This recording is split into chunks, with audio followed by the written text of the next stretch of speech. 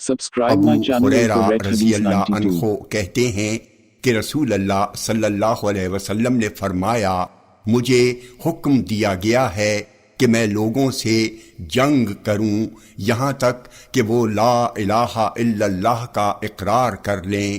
پھر جب وہ اس کا اقرار کر لیں تو اب انہوں نے اپنے خون اور اپنے اموال کو مجھ سے محفوظ کر لیا، مگر کسی حق کے بدلے اور ان کا مکمل حساب تو اللہ تعالیٰ پر ہے۔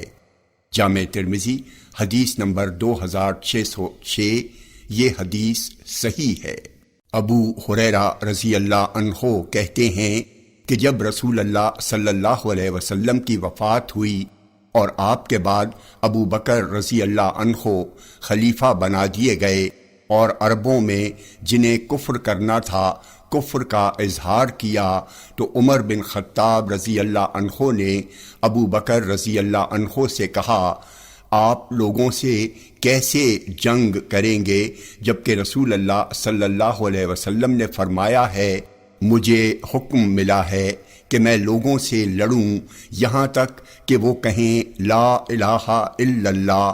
تو جس نے لا الہ الا اللہ کہا اس نے مجھ سے اپنا مال اور اپنی جان محفوظ کر لی اور اس کا حساب اللہ کے ذمے ہے۔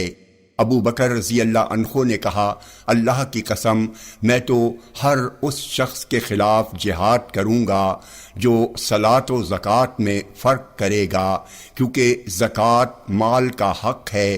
قسم اللہ کی اگر انہوں نے ایک رسی بھی دینے سے انکار کیا جسے وہ رسول اللہ صلی اللہ علیہ وسلم کو زکوٰۃ میں دیا کرتے تھے تو میں ان کے اس انکار پر بھی ان سے جنگ کروں گا۔ عمر بن خطاب رضی اللہ عنہ نے کہا، قسم اللہ کی اس کے سوا کچھ نہ تھا کہ میں نے دیکھا اللہ تعالیٰ نے ابو بکر رضی اللہ عنہ کے سینے کو جنگ کے لیے کھول دیا ہے اور میں نے جان لیا کہ یہی حق اور درست ہے۔ جامع ترمذی حدیث نمبر 2607، یہ حدیث صحیح ہے۔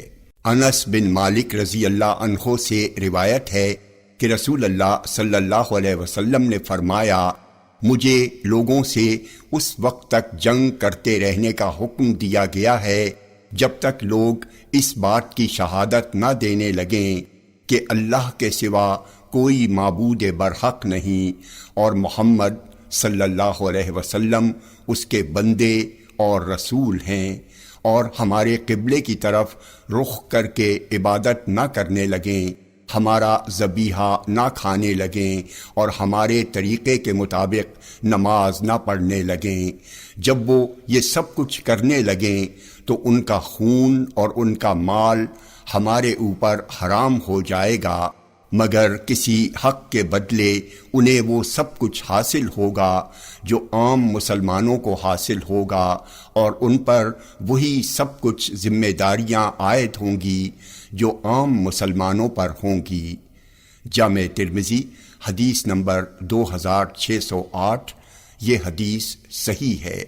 عبداللہ بن عمر رضی اللہ عنہما کہتے ہیں کہ رسول اللہ صلی اللہ علیہ وسلم نے فرمایا، اسلام کی بنیاد 5 چیزوں پر رکھی گئی ہے۔ ایک، گواہی دینا کہ اللہ کے سوا کوئی معبود برحق نہیں اور محمد صلی اللہ علیہ وسلم اللہ کے رسول ہیں۔ 2، نماز قائم کرنا۔ 3، زکوٰۃ دینا۔ 4، رمضان کے روزے رکھنا۔ 5، بیت اللہ کا حج کرنا۔ جامع ترمذی حدیث نمبر 2609، یہ حدیث صحیح ہے۔ یحییٰ بن یامر کہتے ہیں کہ سب سے پہلے جس شخص نے تقدیر کے انکار کی بات کی وہ معبد جہنی ہے۔ میں اور حمید بن عبد الرحمن حمیری دونوں سفر پر نکلے، یہاں تک کہ مدینے پہنچے۔ ہم نے آپس میں بات کرتے ہوئے کہا، کاش ہماری نبی اکرم صلی اللہ علیہ وسلم کے صحابہ میں سے کسی شخص سے ملاقات ہو جائے تو ہم ان سے اس نئے فتنے کے متعلق پوچھیں جو ان لوگوں نے پیدا کیا ہے۔ چنانچہ خوش قسمتی سے ہماری ان سے یعنی عبداللہ بن عمر رضی اللہ عنہما سے کہ جب وہ مسجد سے نکل رہے تھے ملاقات ہو گئی، پھر میں نے اور میرے ساتھی نے انہیں اپنے گھیرے میں لے لیا۔ میں نے یہ اندازہ لگا کر کہ میرا ساتھی بات کرنے کی ذمہ داری اور حق مجھے سونپ دے گا، عرض کیا، ابو عبد الرحمن، کچھ لوگ ہیں جو قرآن پڑھتے ہیں اور قرآن میں غور و فکر اور تلاش و جستجو کا دعویٰ بھی کرتے ہیں، اس کے باوجود وہ یہ خیال رکھتے ہیں کہ تقدیر کوئی چیز نہیں ہے اور امر یعنی معاملہ اثر نو اور ابتدائی ہے۔ ابن عمر رضی اللہ عنہما نے کہا، جب تم ان سے ملو اور تمہارا ان کا آمنا سامنا ہو تو انہیں بتا دو کہ میں ان سے بری و بیزار ہوں اور وہ مجھ سے بری ہیں۔ قسم ہے اس ذات کی جس کی قسم کھاتا ہے عبداللہ، یعنی اللہ کی، اگر ان میں سے کوئی احد پہاڑ کے برابر بھی سونا خرچ کر ڈالے تو جب تک وہ اچھی اور بری تقدیر پر ایمان نہیں لے آتا اس کا یہ خرچ مقبول نہ ہوگا۔ پھر انہوں نے حدیث بیان کرنی شروع کی اور کہا، عمر بن خطاب رضی اللہ عنہ کہتے ہیں کہ ہم لوگ رسول اللہ صلی اللہ علیہ وسلم کے پاس تھے، اسی دوران ایک شخص آیا جس کے کپڑے بہت زیادہ سفید تھے، اس کے بال بہت زیادہ کالے تھے، وہ مسافر بھی نہیں لگتا تھا اور ہم لوگوں میں سے کوئی اسے پہچانتا بھی نہ تھا۔ وہ نبی اکرم صلی اللہ علیہ وسلم کے قریب آیا اور اپنے گھٹنے آپ صلی اللہ علیہ وسلم کے گھٹنوں سے ملا کر بیٹھ گیا، پھر کہا، اے محمد، ایمان کیا ہے؟ آپ نے فرمایا، ایمان یہ ہے کہ تم اللہ پر، اس کے فرشتوں پر، اس کے رسولوں پر، آخرت کے دن پر اور اچھی بری تقدیر پر ایمان لاؤ۔ اس نے پھر پوچھا، اور اسلام کیا ہے؟ آپ نے فرمایا، اس بات کی گواہی دینا کہ اللہ کے سوا کوئی معبود برحق نہیں ہے اور محمد اللہ کے بندے اور اس کے رسول ہیں، نماز قائم کرنا، زکوٰۃ دینا، بیت اللہ شریف کا حج کرنا اور رمضان کے روزے رکھنا۔ اس نے پھر پوچھا، احسان کیا ہے؟ آپ نے فرمایا، احسان یہ ہے کہ تم اللہ کی عبادت اس طرح کرو جیسے تم اسے دیکھ رہے ہو، اور اگر تم اللہ کو دیکھنے کا تصور اپنے اندر پیدا نہ کر سکو تو یہ یقین کر کے اس کی عبادت کرو کہ وہ تمہیں دیکھ رہا ہے۔ وہ شخص آپ صلی اللہ علیہ وسلم کے ہر جواب پر کہتا جاتا تھا کہ آپ نے درست فرمایا، اور ہم اس پر حیرت کرتے تھے کہ یہ کیسا عجیب آدمی ہے کہ وہ خود ہی آپ سے پوچھتا ہے اور خود ہی آپ صلی اللہ علیہ وسلم کے جواب کی تصدیق بھی کرتا جاتا ہے۔ اس نے پھر پوچھا، قیامت کب آئے گی؟ آپ نے فرمایا، جس سے پوچھا گیا ہے وہ پوچھنے والے سے زیادہ نہیں جانتا۔ اس نے کہا، اس کی علامت کیا ہے؟ آپ نے فرمایا، اس وقت حالت یہ ہوگی کہ لونڈی اپنی مالکن کو جنے گی، اس وقت تم دیکھو گے کہ ننگے پیر چلنے والے، ننگے بدن رہنے والے، محتاج، بکریوں کے چرانے والے ایک سے بڑھ کر ایک اونچی عمارتیں بنانے میں فخر کرنے والے ہوں گے۔ عمر رضی اللہ عنہ کہتے ہیں، نبی اکرم صلی اللہ علیہ وسلم مجھے اس واقعے کے 3 دن بعد ملے تو آپ نے فرمایا، عمر، کیا تمہیں معلوم ہے کہ یہ پوچھنے والا کون تھا؟ وہ جبرائیل علیہ السلام تھے، تمہارے پاس تمہیں دین کی بنیادی باتیں سکھانے آئے تھے۔ جامع ترمذی حدیث نمبر 2610، یہ حدیث صحیح ہے۔ عبداللہ بن عباس رضی اللہ عنہما کہتے ہیں کہ عبد قیس کا وفد رسول اللہ صلی اللہ علیہ وسلم کے پاس آیا۔ انہوں نے آپ سے عرض کیا، اے اللہ کے رسول، ہمارے اور آپ کے درمیان ربیہ کا یہ قبیلہ حائل ہے، حرمت والے مہینوں کے علاوہ مہینوں میں ہم آپ کے پاس آ نہیں سکتے، اس لیے آپ ہمیں کسی ایسی چیز کا حکم دیں جسے ہم آپ سے لے لیں، اور جو ہمارے پیچھے ہیں انہیں بھی ہم اس کی طرف بلا سکیں۔ آپ نے فرمایا میں تمہیں 4 چیزوں کا حکم دیتا ہوں، ایک اللہ پر ایمان لانے کا، پھر آپ نے ان سے اس کی تفسیر و تشریح بیان کی، لا الہ الا اللہ اور محمد الرسول اللہ کی شہادت دینا، 2 نماز قائم کرنا، 3 زکوٰۃ دینا، 4 مال غنیمت میں سے 5واں حصہ یعنی خمس نکالنا۔ جامع ترمذی حدیث نمبر 2611، یہ حدیث صحیح ہے۔ ابو ہریرہ رضی اللہ عنہ سے روایت ہے کہ رسول اللہ صلی اللہ علیہ وسلم نے لوگوں کے سامنے خطبہ دیا تو اس میں آپ نے لوگوں کو نصیحت کی، پھر عورتوں کی طرف متوجہ ہو کر فرمایا، اے عورتوں کی جماعت، تم صدقہ و خیرات کرتی رہو، کیونکہ جہنم میں تمہاری ہی تعداد زیادہ ہوگی۔ ان میں سے ایک عورت نے کہا، اللہ کے رسول، ایسا کیوں ہوگا؟ آپ نے فرمایا، تمہارے بہت زیادہ لان تان کرنے کی وجہ سے، یعنی تمہاری اپنے شوہروں کی ناشکری کرنے کے سبب۔ آپ نے مزید فرمایا، میں نے کسی ناقص عقل و دین کو تم عورتوں سے زیادہ عقل و سمجھ رکھنے والے مردوں پر غالب نہیں دیکھا۔ ایک عورت نے پوچھا، ان کی عقل اور ان کے دین کی کمی کیا ہے؟ آپ نے فرمایا، تم میں سے 2 عورتوں کی شہادت یعنی گواہی ایک مرد کی شہادت کے برابر ہے، اور تمہارے دین کی کمی یہ ہے کہ تمہیں حیض کا عارضہ لاحق ہوتا ہے، جس سے عورت ہر مہینے 3-4 دن نماز پڑھنے سے رک جاتی ہے۔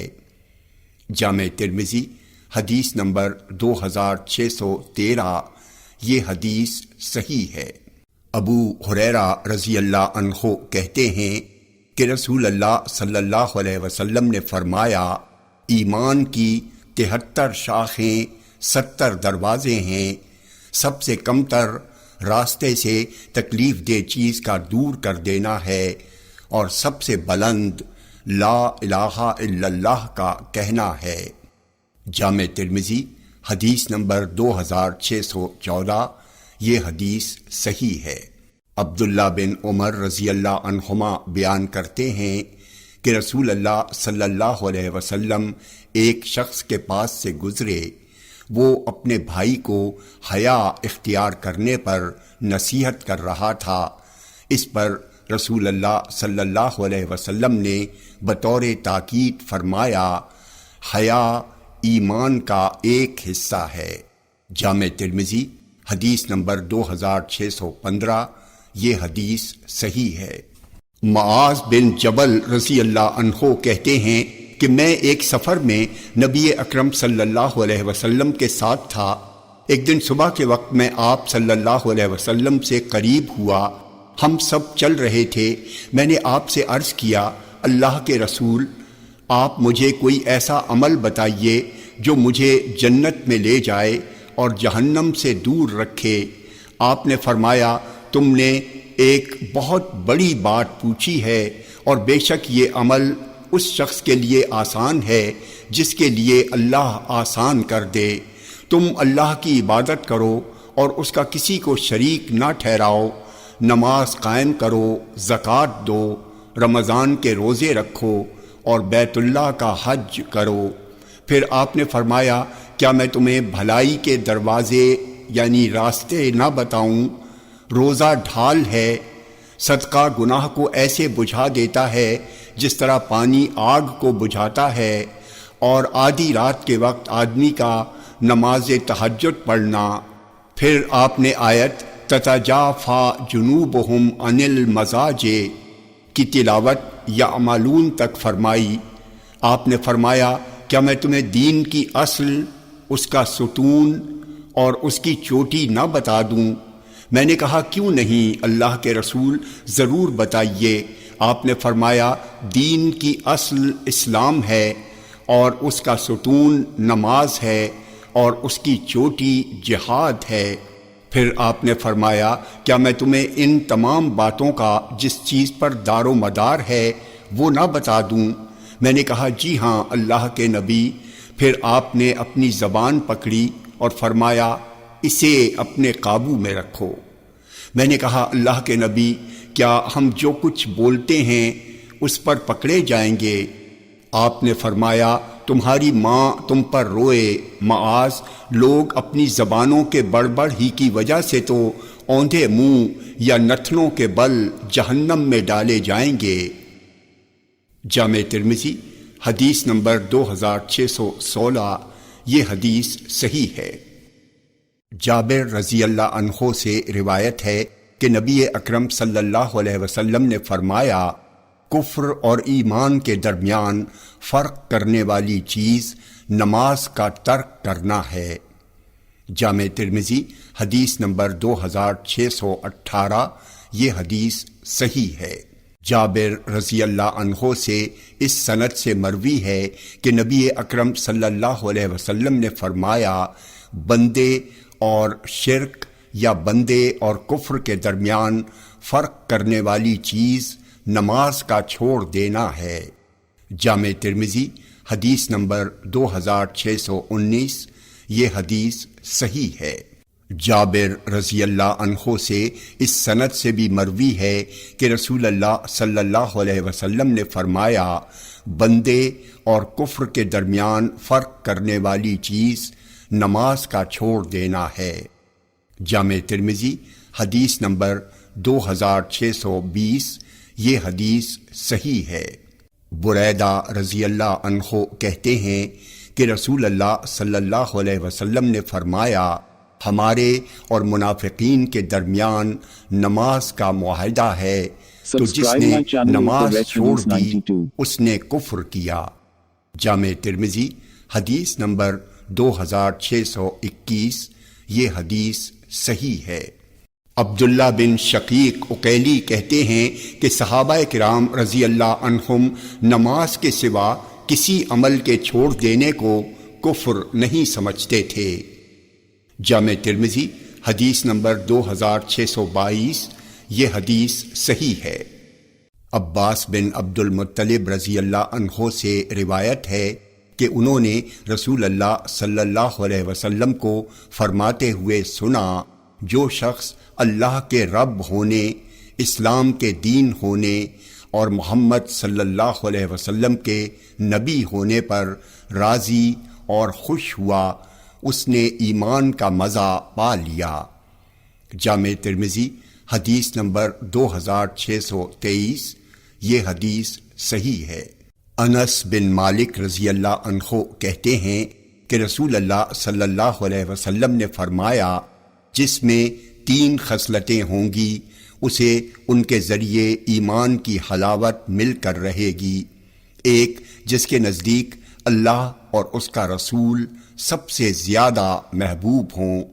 2 وہ جس کسی سے بھی محبت کرے تو صرف اللہ کی رضا کے لیے کرے۔ 2 وہ جس کسی سے بھی محبت کرے تو صرف اللہ کی رضا کے لیے کرے۔ 3 کفر سے اللہ کی طرف سے ملنے والی نجات کے بعد کفر کی طرف لوٹنا اس طرح ناپسند کرے جس طرح آگ میں گرنا ناپسند کرتا ہے۔ جامع ترمذی حدیث نمبر 2624۔ یہ حدیث صحیح ہے۔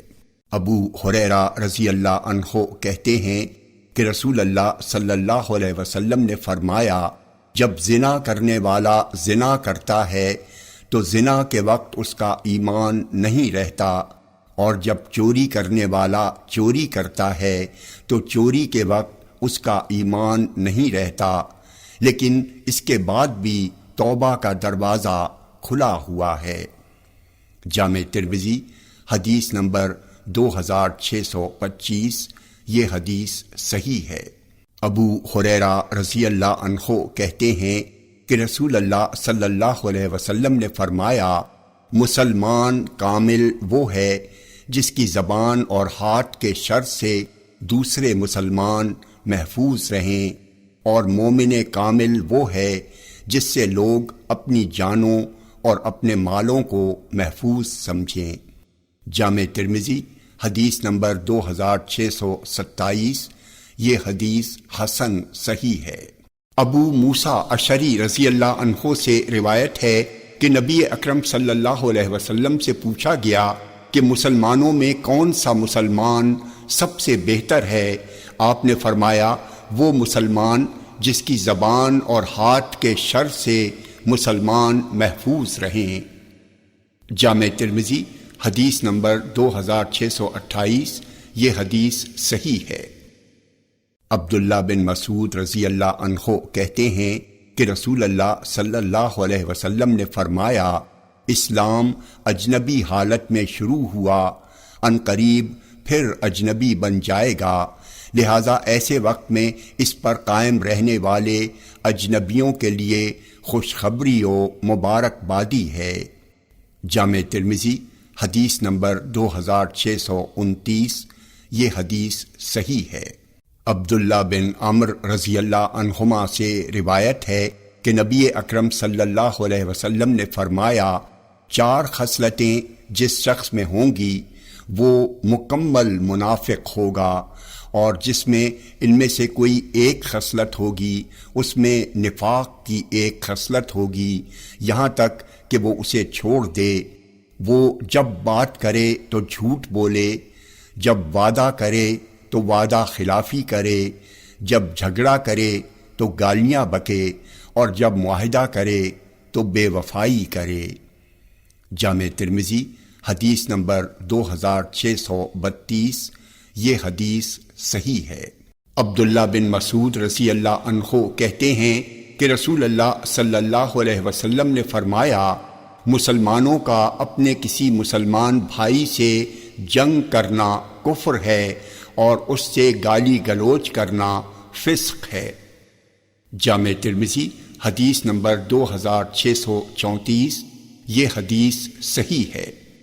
عبداللہ بن مسعود رضی اللہ عنہ کہتے ہیں کہ رسول اللہ صلی اللہ علیہ وسلم نے فرمایا مسلمان کو گالی گلوچ دینا فسق ہے اور اس سے جنگ کرنا کفر ہے۔ جامع ترمذی حدیث نمبر 2635، یہ حدیث صحیح ہے۔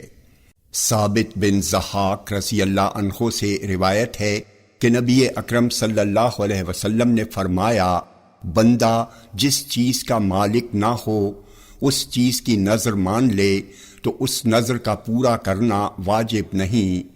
مومن پر لعنت بھیجنے والا گناہ میں اس کے قاتل کی مانند ہے، اور جو شخص کسی مومن کو کافر ٹھہرائے تو وہ ویسا ہی برا ہے جیسے اس مومن کا قاتل، اور جس نے اپنے آپ کو کسی چیز سے قتل کر ڈالا تو اللہ تعالیٰ اسے قیامت کے دن اسی چیز سے عذاب دے گا۔ جامع ترمذی حدیث نمبر 2636، یہ حدیث صحیح ہے۔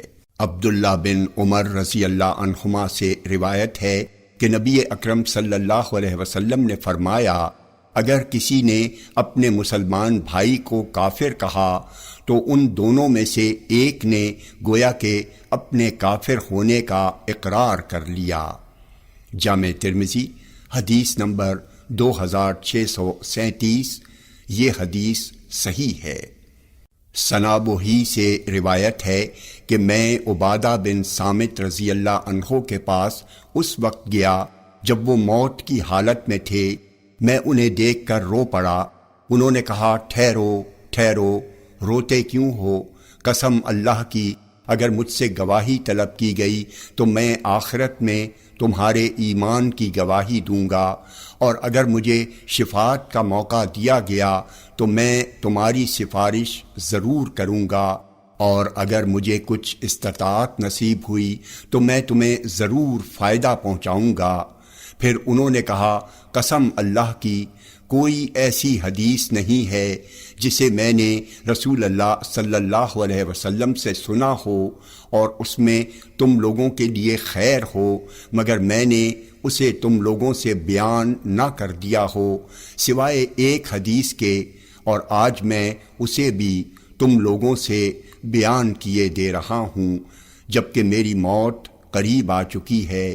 میں نے رسول اللہ صلی اللہ علیہ وسلم کو فرماتے ہوئے سنا ہے، جو گواہی دے کہ کوئی معبود برحق نہیں سوائے اللہ کے، اور گواہی دے کہ محمد صلی اللہ علیہ وسلم اللہ کے رسول ہیں، تو اللہ اس پر آگ کو حرام کر دے گا۔ جامع ترمذی حدیث نمبر 2638۔ یہ حدیث صحیح ہے۔ عبداللہ بن عمرو بن عاص رضی اللہ عنہما کہتے ہیں کہ رسول اللہ صلی اللہ علیہ وسلم نے فرمایا، اللہ تعالیٰ قیامت کے دن میری امت کے ایک شخص کو چھانٹ کر نکالے گا اور سارے لوگوں کے سامنے لائے گا، اور اس کے سامنے اس کے گناہوں کے 99 دفتر پھیلائے جائیں گے، ہر دفتر حد نگاہ تک ہوگا۔ پھر اللہ عز و جل پوچھے گا، کیا تو اس میں سے کسی چیز کا انکار کرتا ہے؟ کیا تم پر میرے محافظ کاتبوں نے ظلم کیا ہے؟ وہ کہے گا، نہیں اے میرے رب۔ پھر اللہ کہے گا، کیا تیرے پاس کوئی عذر ہے؟ تو وہ کہے گا، نہیں اے میرے رب۔ اللہ کہے گا، کوئی بات نہیں، تیری ایک نیکی میرے پاس ہے، آج کے دن تجھ پر کوئی ظلم و زیادتی نہ ہوگی۔ پھر ایک پرچہ نکالا جائے گا جس پر اشہد ان لا الہ الا اللہ و اشہد ان محمدً عبدہ و رسولہ، میں گواہی دیتا ہوں کہ کوئی معبود برحق نہیں سوائے اللہ تعالیٰ کے، اور میں گواہی دیتا ہوں کہ محمد صلی اللہ علیہ وسلم اس کے بندے اور اس کے رسول ہیں، لکھا ہوا ہوگا۔ اللہ فرمائے گا، جاؤ اپنے اعمال کے وزن کے موقع پر کانٹے پر موجود رہو۔ وہ کہے گا، اے میرے رب، ان دفتروں کے سامنے یہ پرچہ کیا حیثیت رکھتا ہے؟ اللہ فرمائے گا، تمہارے ساتھ زیادتی نہ ہوگی۔ آپ صلی اللہ علیہ وسلم نے فرمایا، پھر وہ تمام دفتر ایک پلڑے میں رکھ دیے جائیں گے اور وہ پرچہ دوسرے پلڑے میں، پھر وہ سارے دفتر اٹھ جائیں گے اور پرچہ بھاری ہوگا۔ اور سچی بات یہ ہے کہ اللہ کے نام کے ساتھ، یعنی اس کے مقابلے میں جب کوئی چیز تولی جائے گی تو وہ چیز اس سے بھاری ثابت نہیں ہو سکتی۔ جامع ترمذی حدیث نمبر 2639۔ یہ حدیث صحیح ہے۔ ابو ہریرہ رضی اللہ عنہ سے روایت ہے کہ رسول اللہ صلی اللہ علیہ وسلم نے فرمایا، یہود 71 یا 72 فرقوں میں بٹ گئے اور نصارہ بھی اسی طرح بٹ گئے، اور میری امت 73 فرقوں میں بٹ جائے گی۔ جامع ترمذی حدیث نمبر 2640۔ یہ حدیث صحیح ہے۔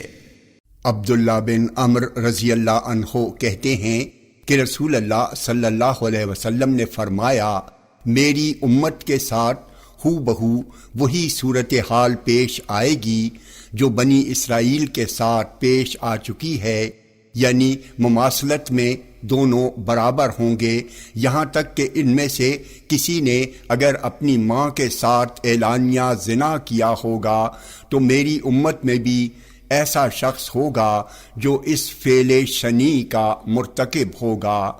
بنی اسرائیل 72 فرقوں میں بٹ گئے اور میری امت 73 فرقوں میں بٹ جائے گی، اور ایک فرقے کو چھوڑ کر باقی سبھی جہنم میں جائیں گے۔ صحابہ نے عرض کیا، اللہ کے رسول، یہ کون سی جماعت ہوگی؟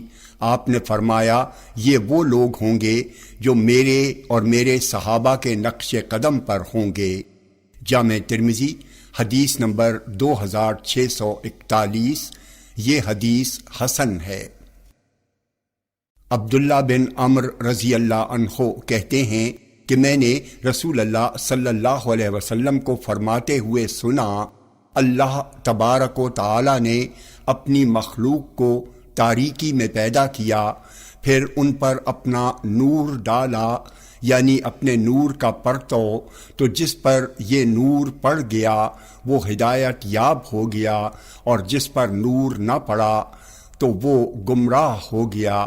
اسی لیے میں کہتا ہوں کہ اللہ کے علم پر تقدیر کا قلم خشک ہو چکا ہے۔ جامع ترمذی حدیث نمبر 2642، یہ حدیث صحیح ہے۔